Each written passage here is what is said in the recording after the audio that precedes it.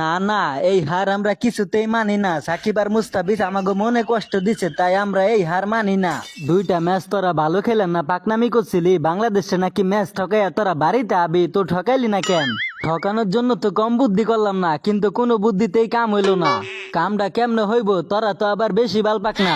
106 রানে বাংলাদেশের প্যাকেট করে কত আশা করছি ম্যাচটা আমরাই জিতুম, কিন্তু বাংলাদেশ যে এমনে ভরে দিব এটা তো আমরা স্বপ্নও ভাবি নাই। দূর বেটা, তোরা কোনো কামেরই না। ভাবছিলাম বাংলাদেশে তোরা ঠকাইয়া বাদ করে দিবি, কিন্তু তোরা পারলি না। শালার হাঁসের বাচ্চা, তোরাই তো পারস না আমাগো লগে, ওরা আবার পারবো কিভাবে?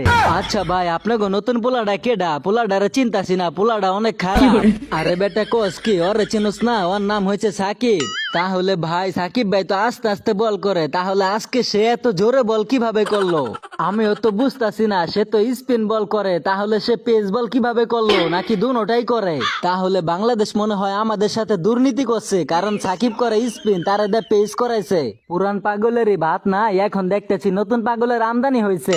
না না ভাই, আমরা পাগল না, পাগল হলাম আপনারা, কারণ আপনারা সাকিব রে দিয়ে পেসও করাইছেন আবার স্পিনও করাইছেন। আরে হালার হালা, তোরা কি বলত নাকি অগ দলে সাকিব হয়েছে দুইটা?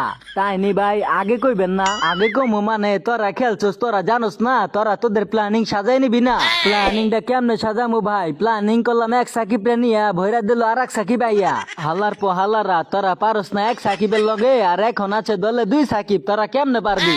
কি খবর মামা নেপাল? কেমন ভরে দিলাম? আর কোনদিন আইবা আমাদের সাথে খেলতে?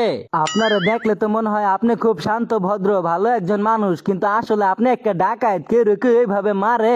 তোরা আমার দিকে তাকাইয়া চোখ গরম দিছে, আমি কি তো ঘরে না ভরে দিয়া পারি? চাইছিলাম তোমার ঘরে ম্যাচটা ঠকাইয়া সুন্দর মতো বাড়িতে যাবো, কিন্তু তুমি হইতে দিলা না মিয়া। সাকিব আমার নাম, তোদের স্বপ্নগুলারে স্বপ্ন দোষ বানাই দেওয়াটাই আমার কাম। এমনিতে ঈদের আনন্দ, তার উপর আবার জয়ের আনন্দ, কোনটা থেকে কোনটা পালন করুম এটাই বুঝতাছি না। আরে বেটা, ম্যাচ তো জিতে গেছি, এখন আমি একটা গরু আনছি, তোরা সবাই আয় আমার বাড়িতে আইয়া মাংস নিয়ে যা। ধুরু কাকা, আমরা মনে হয় কুরবানি দেই নাই, আমরাও কুরবানি দিচ্ছি। আপনি আয়েন আমাগো বাড়িতে, আপনি আইসা মাংস নিয়ে যায়েন মিয়া। কিরে বেটা, তুই আমার এই কথা কইতে পারলি? তুই জানোস না আমি কত বড় একটা মানুষ? আপনি বড় হয়েছেন তাতে কি হয়েছে? আপনি আমার আইতে কইলেন কেন? এই কারণে আমিও কইছি।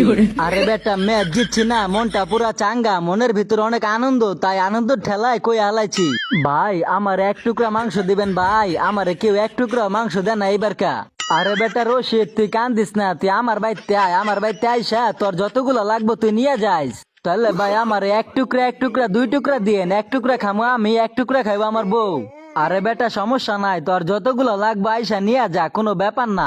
তাহলে ভাই খারান, আমি একটা পলিথিন নিয়ে আইতাছি আপনার বাড়িতে, পলিথিনটা ভরা দিয়ে দিয়েন আমারে। রে বেটা রশিদ, তুই কি জানোস না কলি তো হিন্দু, হয়তো কুরবানি দিব না বেটা, তুই যাবি কোন হিসাবে? আসলেই তো ভাই, ওই হালাই তো হিন্দু, হয়তো কুরবানি দিব না, আমি তো ভুলেই গেছিলাম। হালার হালা, তুমি খাইতে পারো না, আবার যাও তোমার বউয়ের লেগে আনতে, যাও পলিথিন নিয়ে দিব না তোমার পলিথিন বইরা।